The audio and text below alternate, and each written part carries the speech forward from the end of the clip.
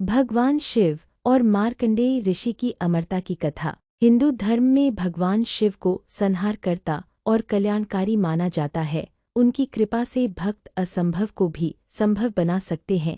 ऐसी ही एक कथा महर्षि मार्कंडेय की है, जिनकी आयु मात्र 16 वर्ष थी, लेकिन भगवान शिव की भक्ति से वे अमर हो गए। यह कथा हमें अटूट श्रद्धा, भक्ति और ईश्वर की कृपा पर विश्वास रखने की प्रेरणा देती है। तपस्या और वरदान। प्राचीन काल में मृकंडु नामक एक महर्षि थे, जो संतानहीन थे। उन्होंने संतान प्राप्ति के लिए कठोर तपस्या की। उनकी तपस्या से प्रसन्न होकर भगवान शिव प्रकट हुए। हे मुनि, बोले, मैं तुम्हारी तपस्या से प्रसन्न हूँ। मैं तुम्हें एक पुत्र का वरदान देता हूँ, लेकिन तुम्हें 2 विकल्प चुनने होंगे, या तो एक अल्पायु और तेजस्वी पुत्र, या फिर एक दीर्घायु लेकिन साधारण पुत्र। महर्षि मृकंडु और उनकी पत्नी मरुदती ने पहले विकल्प को चुना और उन्हें एक दिव्य तेजस्वी पुत्र की प्राप्ति हुई, जिसका नाम मार्कंडेय रखा गया। मार्कंडेय की भक्ति और यमराज का आगमन। जैसे जैसे मार्कंडेय बड़े हुए, वे वेदों और शास्त्रों में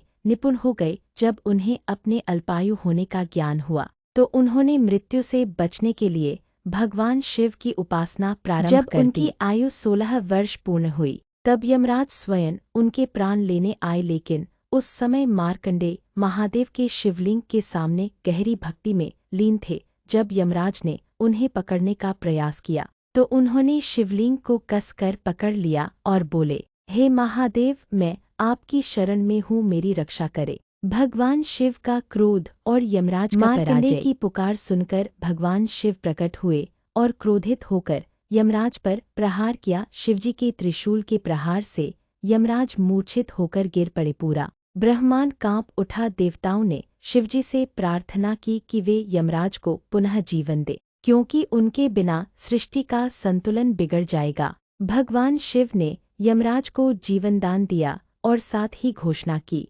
मार्कंडेय मेरा अनन्य भक्त है, उसे काल भी नहीं छू सकता, वह सदा अमर रहेगा। मार्कंडेय की अमरता और प्रेरणा। भगवान शिव के आशीर्वाद से मार्कंडेय अमर हो गए और उनकी भक्ति का यश संसार में फैल गया। वे आगे चलकर एक महान ऋषि बने और वेदों व शास्त्रों की रचना की। यह कथा हमें सिखाती है कि सच्ची भक्ति और श्रद्धा से असंभव भी संभव हो सकता है। भगवान शिव अपने भक्तों की सच्ची निष्ठा और समर्पण को कभी व्यर्थ नहीं जाने देते। ओम नमः शिवाय। आपको यह कहानी कैसी लगी कमेंट करके बताएं। अगर अच्छी लगी हो तो वीडियो को लाइक करें, शेयर करें और प्लीज़ चैनल को सब्सक्राइब करें। धन्यवाद। आपका दिन मंगलमय हो।